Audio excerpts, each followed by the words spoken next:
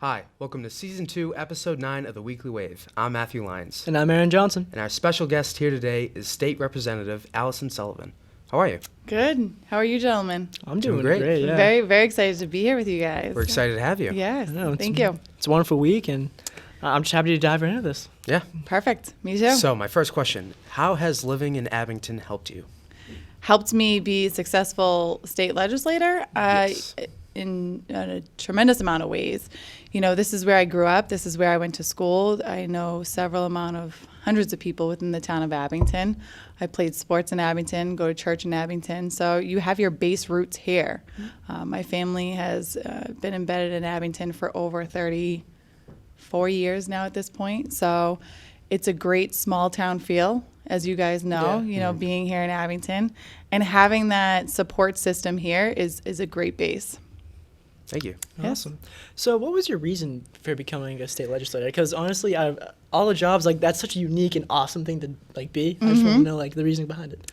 So there's a multiple reasons as to why I ran for state rep. One of them is that my father actually held the seat 24 years ago at this point. And seeing what he did in the district itself is, big shoes to fill.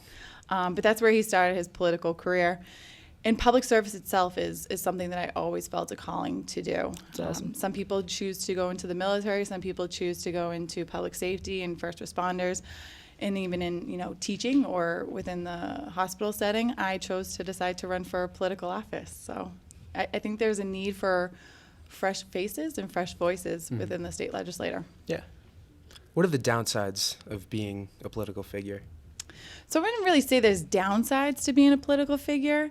I think with being a political figure, you got to remember that people are going to be constantly looking at you and judging your every move that you make. Oh, yeah.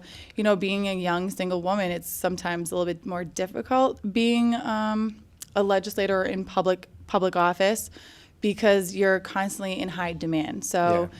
You have to make sure you're there for your district and showing up to different events within the district and even outside of the district as far as the Commonwealth statewide. So I know I've been able to attend scout, ceremonies and also different ceremonies at the senior center within the high school. And so it's very demanding in that sense. So your kind of private life becomes all public. Yeah. That must be scary. It is. It's a little bit intimidating, but it's such a rewarding job that it's worth those little bits of being so public and open. But I don't think there's a downside. You get to help people. We're constantly getting phone calls from the district and constituents within the district in regards to issues that they have, and being able to assist those people and make their days or their lives a little bit easier is such a rewarding feeling. So it overshadows any type of downfalls, if you may. Thank you. Yeah, of course. Do you have any proposals or bills in the work right now? Or So there's a few different legislation priorities that I've been working on. I gave my maiden speech around domestic violence and the opioid crisis. So I filed legislation in the House that would expand tools to our local law enforcement and opioid task force to allow law enforcement officers to hand out Narcan to families and individuals suffering from the opioid crisis. I've also been a strong supporter of our governor's dangerousness bill, which would expand pretty much the way we handle very dangerous people in our criminal justice system and strengthening the violations if they were to violate their probation or parole requirements. And then I've also been a very huge, strong supporter of our non-disclosure bill that would ban non-disclosure agreements when dealing with sexual harassment and sexual assault within the workplace here in the Commonwealth. So there's quite a bit that I filed, but those are pretty much the main three that I've been very openly and outspoken about. all right, thank you. It's great. Yeah. I'd love to see it. Yeah. Those are great issues. They definitely are. So the governor on. filed, the legislation around the dangerousness, and then Yeah. Senator DeZaglio, she filed legislation in regards to non-disclosure agreements. So not always are they the bills you file yourself, but you can become a lead, spokesperson for certain legislation. even if it's not something that you filed. Yeah. So would you say you're like the main woman for that the NDA? Well, Diana DeZagalo, she's the one who actually filed it. Yeah. She's a senator. And then I've taken the lead on the House side and advocating in regards to the non-disclosure agreements. But there is ample amount of colleagues of mine who are very outspoken in regards to the non-disclosure agreements and banning them within the use of public funding, funded settlements around sexual harassment and sexual assault within the workplace. And that's, I mean, if you want me to elaborate a little bit on what that is, it would be. Yeah, absolutely. So non-disclosure agreement is attached to a settlement agreement. So if you work for the Commonwealth of Massachusetts and you were to openly speak about your boss or someone within your employment sexually harassing you or sexually having any type of misconduct towards you, if you were to leave that employer, specifically public government, we would settle your case with public funds because that's how we fund our public government. So we're trying to take away that and give more transparency so that you as individuals who are voting for state legislators or state senators or governors or whoever it may be, there's more transparency on who you're electing and who they're employing and the caliber of people in the sense of the morale in the workforce. So we're trying to make sure that we're protecting victims and not protecting the perpetrators in the way it stands right now. That's great. I love seeing the tides shift because even in Hollywood, you see that. The Me Too movement. Yeah. It's just been a lot of progression over the last decade, and I know I haven't really been that old to really understand it, but now that I'm learning about it now that I'm older, it's just awesome to see that people are actually coming out and saying things, and we got legislation that's being passed. Being comfortable in order to change that topic. So I know it's sometimes uncomfortable to have those conversations around sexual assault or domestic violence or even misconduct within the workplace because so many times in history we've seen that the victim's been blamed. And instead of taking action against the person that's actually doing the wrongful doing, we're so quick to say, well, what was she wearing? Or what was she doing? Or what was he doing? And what was he wearing? Almost this instant victim blaming. So we're trying to change that conversation in ways that we empower women and men, because it happens to both, to be able to come forward and feel comfortable, to be able to come forward and know that they're not going to be the ones that are being reprimanded by ways of losing your job or being moved around. It should be handled with the perpetrator and that person being addressed instead of the victim being addressed. Awesome. It's going to be cool to see how our generation, how we kind of move forward with that and how we I'm excited to see what your generation does. Yeah. We're a lot more outspoken, I think. I mean, at least with our feelings and stuff like that. I've noticed that, even the influence of social media, it's just everyone's kind of putting their feelings and thoughts and emotions. And if something happens, then they're not afraid to speak out against it now. Correct, yeah. Which is awesome. It worries me sometimes with how much social media you guys have. Oh, I know. But at the same token, it gives you a platform to really, speak your voice and have your story heard. So that's important too. Yeah. What's it like being a woman in such a male-dominated field? It's interesting. I do get the respect that I deserve. I got elected just like my male counterparts have. I've been able to serve on great committees within the House of Representatives, even though being a freshman female rep. You meet challenges just like any job, I believe. But I believe that the way that the House likes to look at us is we are equals, aside from, non-disclosure agreements that I'm pushing for. But, I think that there's so many more females getting elected that we're actually changing that dynamic. So you're seeing less and less of there being such a gap between our male counterparts and our female counterparts. And to see that that we're appointing women to have chair positions within committees I think it's super important as well. Thank you. Yeah. Great. Do you have any more questions? Or? I just have one quick question. This is a personal question. Sure. Did you run for class president in high school or now? No. Interesting. So, I've always been a very outspoken person. Yeah. However, I didn't really get into politics in high school, college, or even law school. I kind of took a back step on that. And I was very vocal on things that I thought should change within the school or within, high school, college, or even law school. But with, college and law school, I was also working a full-time job. So I'm of the caliber, if you can't commit, the time that's needed, then I shouldn't be doing it. So that was one of my conflicts when I decided to run for state rep. I wanted to make sure I had the time and the availability to actually give it my all. Yeah. I didn't want to give it half of me. I wanted to give it all.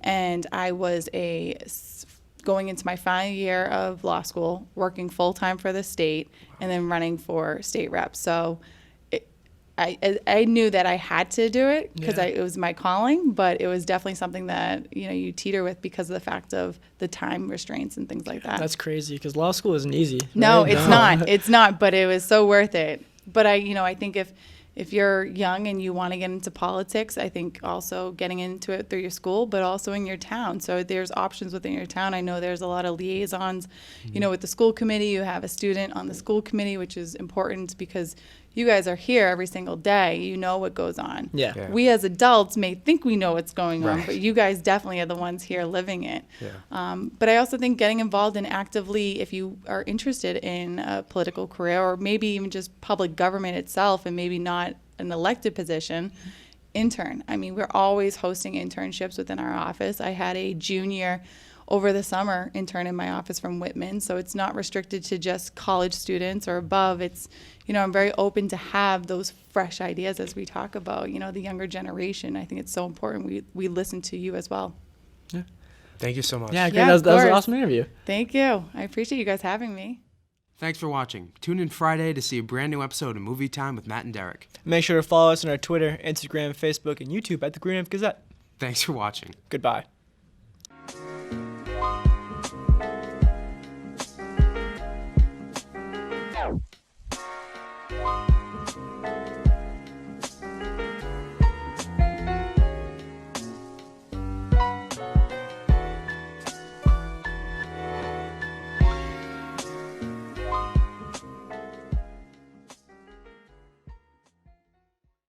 Hi, welcome to episode 4 of Movie Time with Matt and Derek. I'm Matt Lyons. And I'm Derek Terrell. As always, we're going to start off with the weekend box office.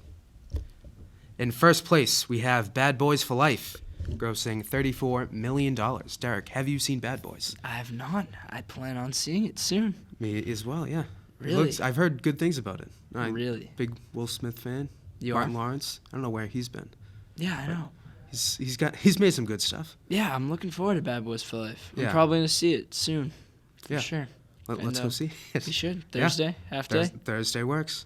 Gotta love those half days Go at Abington High grab School. some breakfast, Yeah, sounds and good. then right off to the movie, see Boys. Bad Boys. What see you gonna do? What are you going to do? I'm gonna go see Bad Boys for Life. All right. Number 2 goes to 1917, directed by Sam Mendes, which grossed $15 million. More on that later. Number 3 goes to Doolittle, which grossed $12 million. Derek, have you seen Doolittle? I have not, but I know you did. I did, yeah. It was I good. didn't.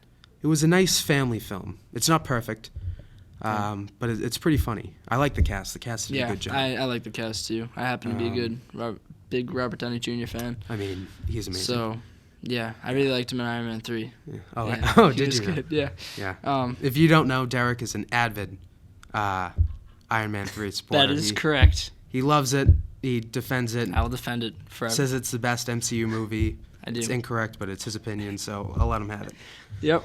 Next on the box office, because I don't want to prove you wrong anymore. It's The Gentleman, starring Matthew McConaughey, Charlie Hunnam, Colin Farrell. Grossed $10 million. $10 $10 million. million. $10 million. It's all right. Number 5 goes to Jumanji: The Next Level, grossing $7 million. Nice. Have you seen Jumanji? I haven't seen 2? that one. Have I haven't you seen the one? first one, no. Come on. I saw the first one is good. originals. Yeah, but this is like the. I it's like a haven't seen the reboot. reboots. It's weird because it's like it's a sequel, but it's a Yeah. reboot at the Really? same time. Yeah. I meant to check it over whenever it came out. It came out during the summer, right? The last first one. No, it came out during Christmas. Really? Yeah. Well, I'm it did completely great. off on that. Did great at the box office. So it Yeah, worked I for know. it. I know. I meant to see it. I did see the originals. I liked them, but Yeah. those ones look good. Good cast. Great cast. Definitely. Maybe, how sometimes when a movie comes out, I know they did it with Zombieland. They do like a box set where you can get like both of them. Yes. And it's You gonna technically wait for the box discounted. office? It's The box set. yeah, I'm thinking because like usually it's cheaper. Yeah. And it's like it's kind of nice. You get like a nice box, has them both. Limited in it. edition. You get like the Limited edition. poster. Yeah, yeah. All the So maybe fixes. I'll just do that with Jumanji. So yeah, we'll see. All right. What if they make a complete set with the original Robin Williams one? And then, Oh, I would buy that. all right. Sounds like a plan. So let's talk about some trailers. I'm ready to talk about some trailers. All right. So starting off, not too many trailers the past 2 weeks. So I chose a few. Peter Rabbit 2, The Runaway. Have you seen the first Peter Rabbit I movie? have not. No. No? I do like James Corden. He's It funny. was good. And from what I've seen, he does a good job It was a with the nice, voice. like, wholesome, like, movie. It was nice. Yeah. All right. Well, Good Easter film. yeah. And this one's coming on Easter, too. Perfect. So, yeah. Box All right. set. Again, we got to wait for the box Yeah, set. so like we said, James Corden is Peter Rabbit. This one also has Daisy Ridley and Margot Robbie. Ooh, So, nice. Yeah. Good cast. Little description for this one. Despite his efforts, Peter can't seem to shake his reputation for mischief among other rabbits. Once he adventures out of the garden, he finds himself in a world where mischief is appreciated. But soon his family comes to bring him back home. So, yeah, once again, just seems like a nice feel-good movie. Yeah, I mean, it had funny moments. Similar in to the trailer. first one, yeah. Yes, funny moments in the trailer. Yeah. Looked all right. Yeah. Yeah. All right. Next. Oh, here we go. Vivarium? Vivarium. Vivarium. This one looks cool. This definitely looks cool. Yes. I had no idea about this movie at Me all, neither. and I watched the trailer, and I was like, wow, that looks really neat. Yeah. They do so many cool concepts like this. Like sometimes you see a movie and it's like, oh, that's a really cool concept. Like I think I saw one a few years back. It kind of reminded me of this Downsizing, where Oh, they yeah, shrink Matt the Damon. people. Yeah, Oh, and yeah. then like they live in like the suburban area. I don't know why it reminded me of that. Maybe No, I it's like get the that, yeah. suburban thing. But like they do cool ideas like this. Like Mm-hmm. oh, these people are going to buy a house and they're now stuck in this labyrinth Yeah. of like identical house neighborhood. Yeah.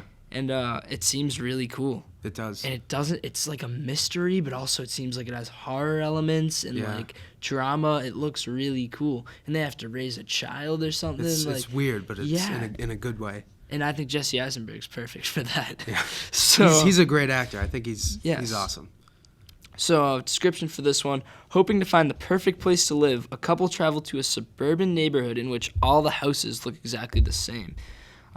When they try to leave, every single road brings them back to where they started. That's creepy. It's scary, yeah. Yeah. When I first started watching the trailer, I was worried like, oh, here's another like utopian movie. Right. But this is different. It's like you said, it has like psychological horror and Yeah. like all this other stuff. But at the same time, it has like a lot of dark humor in it, Yeah. and it looks creepy. Yeah, it does. So yeah, I'll like I'll the definitely real see estate that. agent guy. Like, Yeah. yeah. And what was the other thing? Oh, they wrote like "help" on the top of the house. Yeah. Yeah, like that. I think it looks good. Yeah, I do too. All right, so I'm looking forward to that one for sure. Definitely. That'll definitely have to be seen. I don't think it's coming out till like March. I think it was. Could be mistaken on that one. Could be a $5 Tuesday. Perhaps. All right. Now it is time for our movie discussion with Jason Scott about 1917. Let's go. Good luck.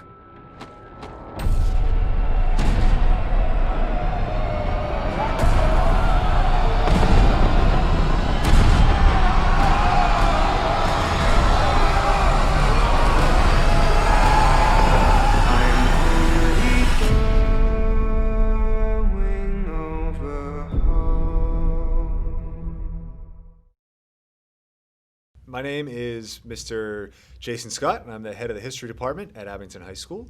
And I am honored to be a guest on Movie Time to talk about 1917. Awesome. Mr. Scott, to start off, what did you think of 1917? So I really liked it. I thought it was a good movie. I didn't know quite what to expect going into it. I'd heard a lot about like the one shot thing that I'm sure we'll get to talk about at some point today. But in terms of like the plot was pretty much exposed through like the previews and stuff. But in terms of what it was going to be like, were there going to be big battle scenes or not? I didn't quite know. And in that sense, it turns out there really wasn't a lot of fight scenes, which I don't think really took away from the movie that much. So yeah, I really enjoyed the experience. It was, I kind of came away thinking it was almost more like a horror movie than a war movie. Yeah. Good drama, like type of thing. Certainly Yeah, that, yeah. yes. But yeah, it was fun to watch. It was hard to watch. So it's kind of like all the things that you want a good war movie to be about. Yeah. Yeah, I definitely agree. There were a lot of scenes that were hard to watch in Yeah. a good way. The horses, a lot of dead horses. There was a lot of dead horses, yeah. Yeah. And like, even if you're not movie aficionado Yeah. or a movie buff, it's a movie that you have to see because it's truly amazing. From Yeah. the practical effects, the one shot, it's amazing. It really is. Yeah. Yeah, I agree. Yeah, for sure. And the plot itself was it was simple, but it worked. You know, I feel like I agree. they didn't really have to overcomplicate it, and I think they did a good job when it comes to the plot. And I think the characters were really good as well.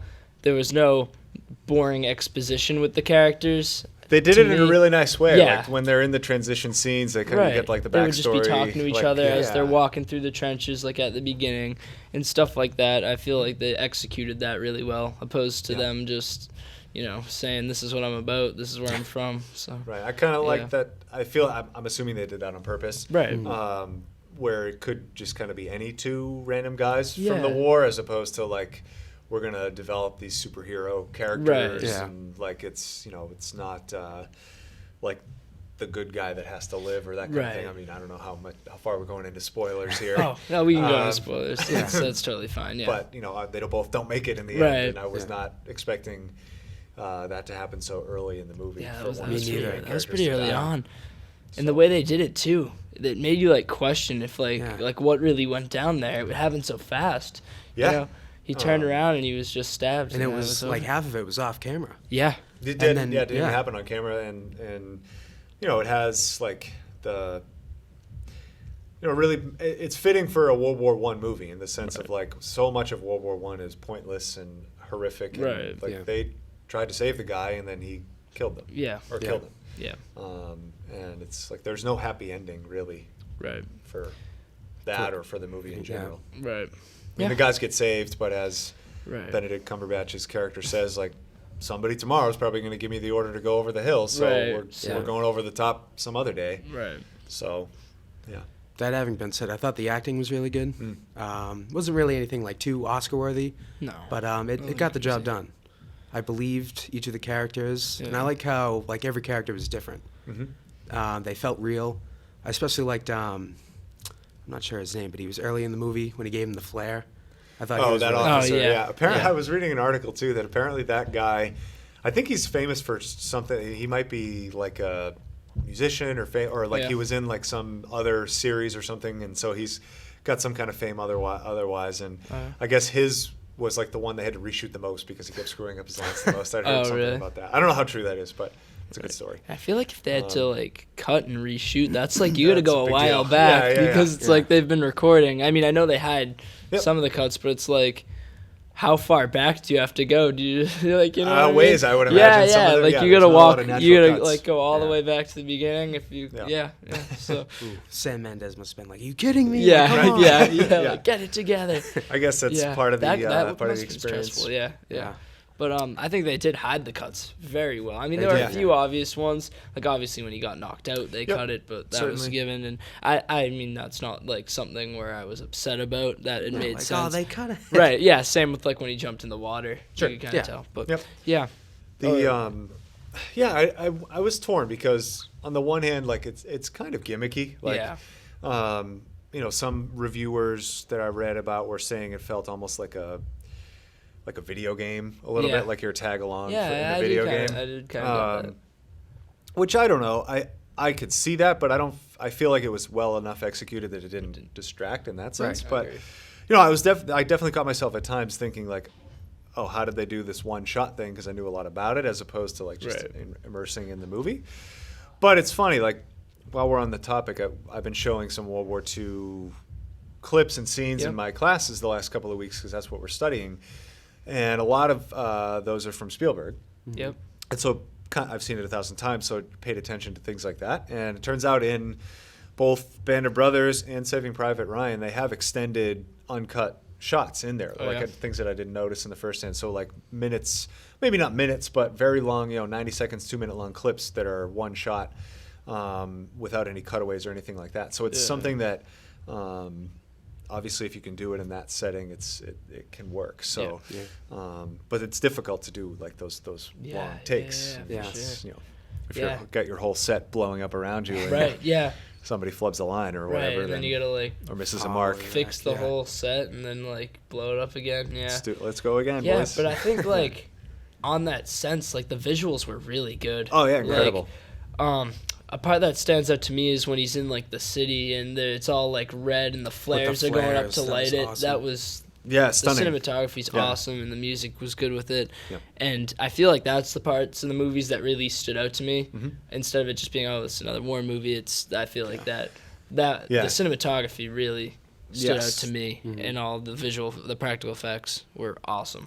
Two of the ones for me that stand out, that scene in particular Yes. that you're talking about, two other ones, when they're early on and they're crossing no man's land and they're in a trench, they have to walk around the outside, but the camera goes right across the middle, like the camera's Through, floating like, in the the water. barbed wire, Or not through, when they're in the water. Like right. there's like a big hole, Yes. and they have to walk around it, but the camera goes right across it through the water. I was like, how did they pull this off? It's incredible. And then when he jumps off the bridge into the water, I thought that was visually like one of those wow moments. Yeah, that was cool. So that was really cool.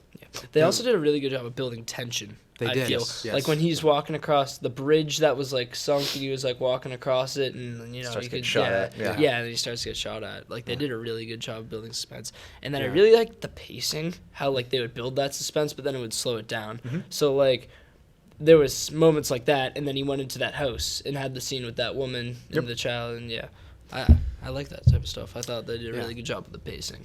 I Yeah, think the music really helped that along too. The score. I agree. Yeah. When it was like battle scene, the music was epic, triumphant, and then in those slower moments, you can really like tell that a lot of thought went into the score. For this film.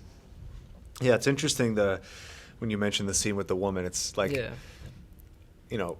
one of the challenges with war movies when you make them is, you're kind of limited by who the original players were. And so like in 2020, when you're trying to be inclusive and diverse in your movies, how do you have women and people of color in a movie that they obviously didn't have women in the service, and they generally, at least in the American Army, not so much in the British Army, but they only let white soldiers serve on the front lines. And so they have the Sikh, the Indian Sikh character in the truck when they're riding in there. So they have that, and then they have the scene with the woman. So it kind of includes a little bit of diversity in there. But she obviously, I think, was in there for other reasons and representing kind of like the like how good can get caught up in such an evil situation, and how do you make life go on with like the baby and what the baby would represent and things like that. So I'm glad they didn't like they easily could have had her or the baby end up dead or something, and that would have been kind of fitting for a World War I movie, but horrific at the same time. So I'm kind of glad they didn't go there. Yeah, me too. For sure. Yeah. I think Roger Deakins should definitely win for best cinematography. Yes. Because going into the movie, I watched a video on like how they did what they did, and there's one shot when they like pan, they zoom in through a wall, and they had to make like a fake wall that they could remove, and then like through a crane. It's ridiculous. Yeah. But it definitely paid off. It's crazy what they did. Yeah. And one of my favorite scenes was at the end when he's running, and all the soldiers are running past him. Yep. So I heard that the guy that crashes into him, that was not scripted at all. I believe it. Yeah. So he just ran out, and that looks so real. Like he hit him with full force. Oh, he went flying. Yeah. So that was so cool, and I love how they just kept going. Yeah. And he just kept running. I think. Yeah. Apparently, Sam Mendes mentioned to that guy, he's like, "You're going to run more than you've ever run in your life." Yeah. When you make this, and you get it now. When you see that scene, it's like, oh man. Yeah. It's like nonstop. Yeah. Oh, it's been a brutal day of filming. Yeah. That. Like, oh god. Yeah. Like, all right, let's do it again. Like, oh my gosh. I know, and they really did a good job showing that, like how long it took him to get through that trench to get to Benedict Cumberbatch's character. Like they didn't like cut that just to make it like more convenient to watch. They really did show that like he's gotta push through all these people. Yeah, and some of them are like, oh, you're not going there, and some of them are like trying to push him away, and some of them are helping him. Yeah, I think that aspect of it was really good. Yeah, I think they did a good job with that for sure. That was probably my favorite scene in the movie. Yeah. I think with the build up to him like looking over, and you're like, oh god, he's gonna run, he's gonna run. Yep. And he starts sprinting. It was a great scene to watch. Yes, very visually stunning. Yes. Yeah. Yeah, for sure. I expected more scenes like that because it was really the only like combat scene. Yeah. Or aside from like when he's getting shot at, because it kind of fits into the vein of like, how do you make a war movie post Spielberg, like Saving Private Ryan and Pacific and Band of Brothers? Like, how do you make a war movie? Because he kind of did like, it doesn't get much better than that. I'm a little biased. Those are some of my favorite things put to film. But like, how do you make a war movie after that? And so you look at some of the most successful war movies since then, like Dunkirk, I would say is one of the best war movies made in like the last 10 or 15 years, post kind of Spielberg productions. And there's not really a lot of frontline fighting. No, not at or all. like, not a lot of combat scenes just a in that little at bit all. at the beginning when he's like running through the city, but then after that, And then it's mostly like Right. And so I kind of like that directors are taking a different approach of like, you don't need to do the full scale massive battle or massive fight scenes to show like the horrors and the challenges of war. Yeah. And so it makes them, and maybe it's not part of their conscience, maybe it is, that they're trying to do something a little different because it's, how do you beat the Saving Private Ryan battle scenes? Yeah. So I like that it's forcing directors to take a different approach to that. Yeah. I know you just watched Dunkirk for our project. Oh, that was you watched Dunkirk, yes. right? Okay. Yes, I meant to see it when it first came out, and I just never got around to it. And then I watched it for the project, and I'm so happy I did. It was awesome. It's I saw it in IMAX when it came out, yeah? and it was I did too. It was amazing. Yes. I'm so mad. You missed out. It's one of those ones that you had to have seen. I meant to, too. Yeah. And I don't know what happened, but I wanted to. Yep. But that movie was, visually stunning. It's incredible. Kind of in this, like, I'll see anything Christopher Nolan. Oh, yeah. At this Oh, point. yeah. But, Tenet's coming out. Yes. yeah, I'm excited for that. Yeah. I like, so he's kind of got, this strikes me as one of his passion projects, kind of like Inception was. Like he got committed to the, like the Batman series as like the big studio stuff. And I know that Inception was like one of his passion projects that he wanted to do. And I love Inception. Oh, I love the great Batman movie. stuff Yeah. as well. But so this seems like another kind of passion project of his, and I love where he kind of goes with that. So Yeah. That was my I'm favorite excited. thing about him is his pacing. He Yes, paces it his moves. movies He does. so well. the move. I never get bored. Yep. Yeah.